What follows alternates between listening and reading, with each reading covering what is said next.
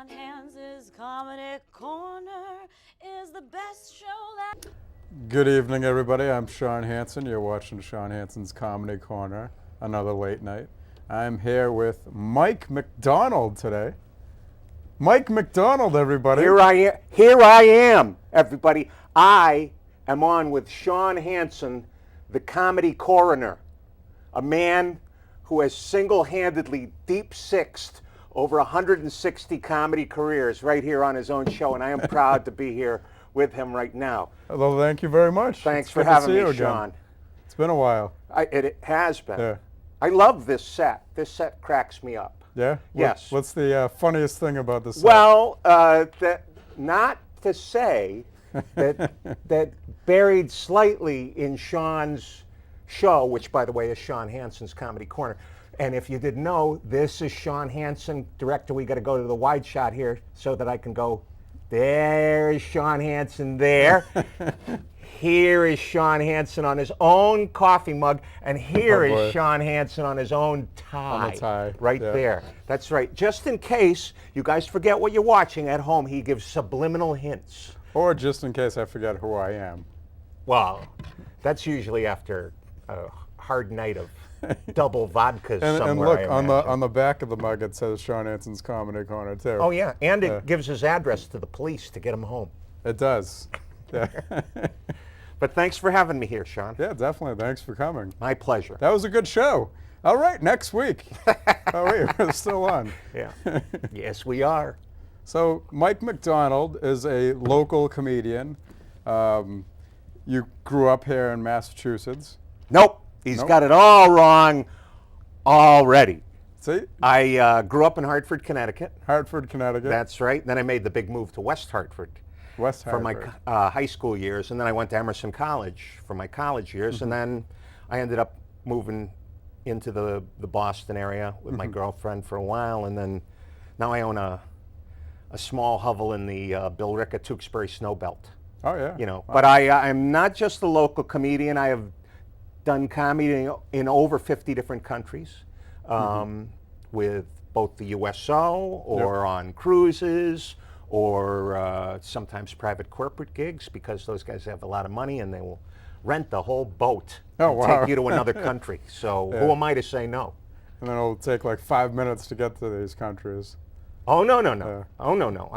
I have worked in Kuwait, Yeah. Tahiti, Greenland. You know a lot of comics who've worked Greenland, huh? Nope. I worked like the Top of the World Club for Strategic Air Command. That's 500 miles from the North Pole. Santa's a local call, okay? So So you met Santa Claus. I did. Yeah. Nice guy. Nice guy. Sweet. Yeah. He's a chubby man with he laughs a lot, which is good. You know, you want that. Now, out of all the countries you've performed in, what was the first country out of the U.S. that you've been in? The first country out of the U.S.? Wow.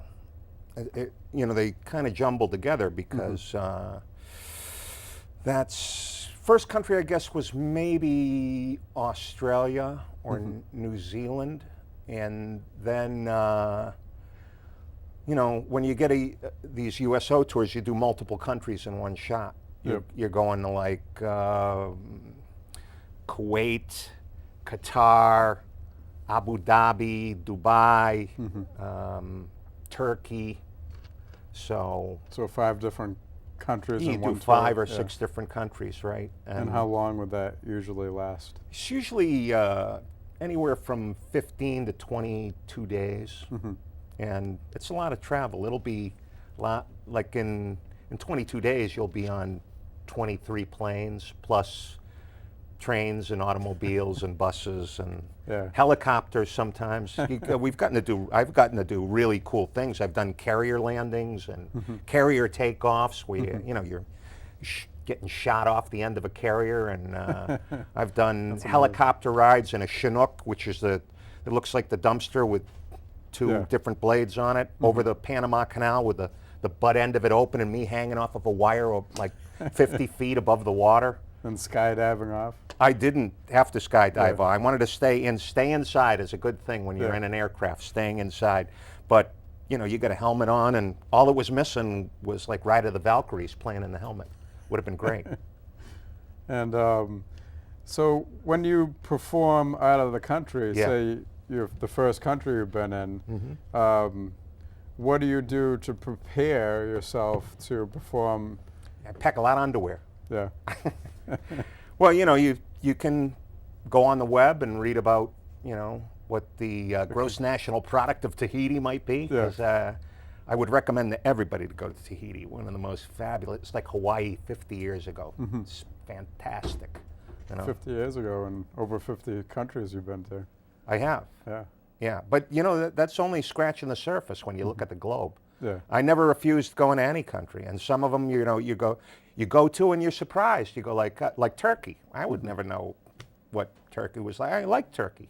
Thought Yeah. it was great. It was a lot of fun. I'd go back again. So first you thought it was a great food, so then that inspired you to go to Well, Turkey. all I knew about Turkey was taffy, Yeah. Turkish taffy, but I didn't like that. But Turkey does have great food. Yeah. And I really enjoyed the Istanbul and Ankara, and we went to both, because Turkey is both first world and third world. It really drops off the map when you go into the outer outskirts of Yeah. we were playing air bases, U.S. air bases in Turkey, and one of the towns we were in was Diyarbakir, which was like a listening post that we listened to. The military listens to Yeah. another country across the border in, and the town of Diyarbakir was like bedrock. It was like Barney Rubble and Fred, really, houses made out of rock. And Oh, so you met Santa Claus and Fred Flintstone? I have Wow. this is what happens when you travel all over the world. You get to really have. Meet all the fictitious characters. I met them. They're not fictitious. So Fred Flintstone is real. In certain places you go to, he is real. Absolutely. So, first of all, we'll get back into traveling and performing outside of the country. Okay. But when did you first start your career in comedy, and who inspired you to get into this business? Well, I was always funny, I thought. Yep. And I know that that's true because I would get in trouble for it, and in class. But I can remember watching television when I was a kid and seeing like Mike Douglas or Merv Griffin, and comedians would come on in the middle of the day on television and would be on a TV show and be funny. And I thought, that's a job? You can have that as a job? You can tell funny stories and jokes and people will pay you money? I'm in. That's it. So then I went to Emerson College, and I finished Emerson in 3 years. Yeah, didn't graduate or anything, but they told me I was finished. That's good. I actually did my 4 years there, and it was that. My graduating class was like me, Stephen Wright, Dennis Leary, Oh, yeah? John Tenike, who's in Chicago City Limits, Lauren Dombrowski, who produced Mad TV. A lot of good comics came out of there. And when you were at Emerson, what were you studying? I was a communications major, radio and TV, because that was as close as you could do. But I had a radio show on WERS with Steve Lavelli, and Lavelli now has the overnight shift on BZ. Very funny guy, and I did a show with him and Brad Lamack. Brad's an agent out in LA now, and we did a show called But Seriously Folks. It was a 2-hour comedy radio show that we did once a week. And I did a show with John Tenike for a couple of years. And so, you got to have a place to get your chops together. Oh, yeah, definitely. And then we went out and, that was the beginning of open mics in Boston. So we could go out and one night a week there'd be a club like at Pooh's Pub in Kenmore Square. Man, what was the name of the place Bill Campbell and I used to go to in the South End? And it'd be a Tuesday evening open mic, and we'd get our 5 minutes together and try and rip it up.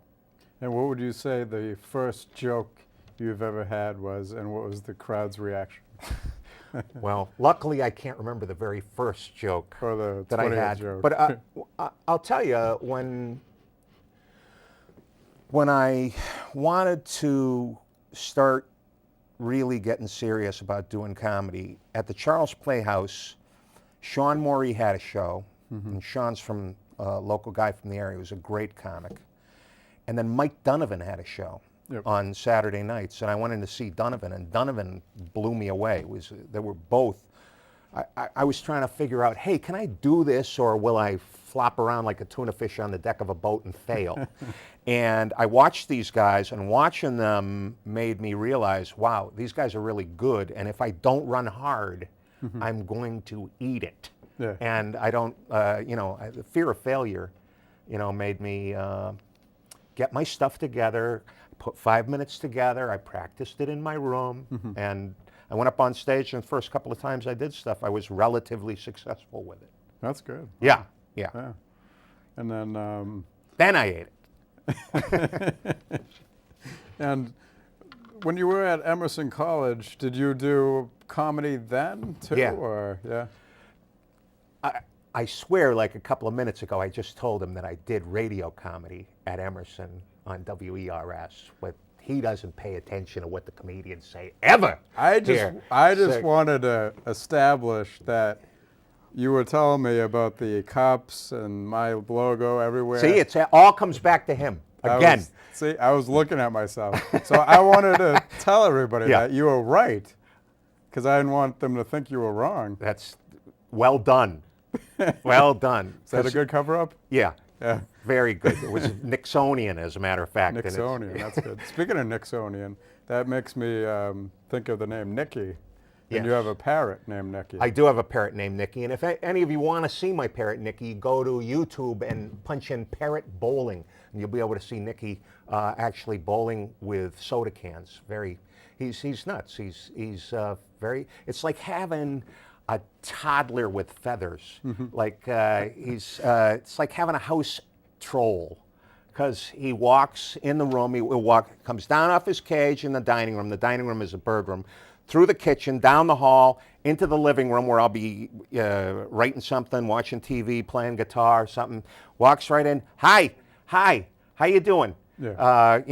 Gets on my foot. I give him the little elevator move up to my shoulder. He hangs out. I get on the phone. He's talking on the phone. Okay, hi, oh, yeah, well, all right, okay. He thinks he's in on part of the conversation, and he is. He's my friend. How old is Nicky?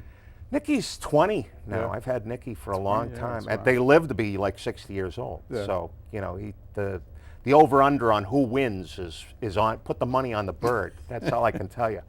So Nicky will be taking over the Nicky will have the McDonald house. estate. That's the thing. He doesn't do well on some of the domestic chores. He's not a great cook. He's a good eater. Yeah. Oh, yeah. But not a good cleaner or cook or anything like that. But yeah, I have a crazy pet, and he's a parrot. And Yellow nape Amazon.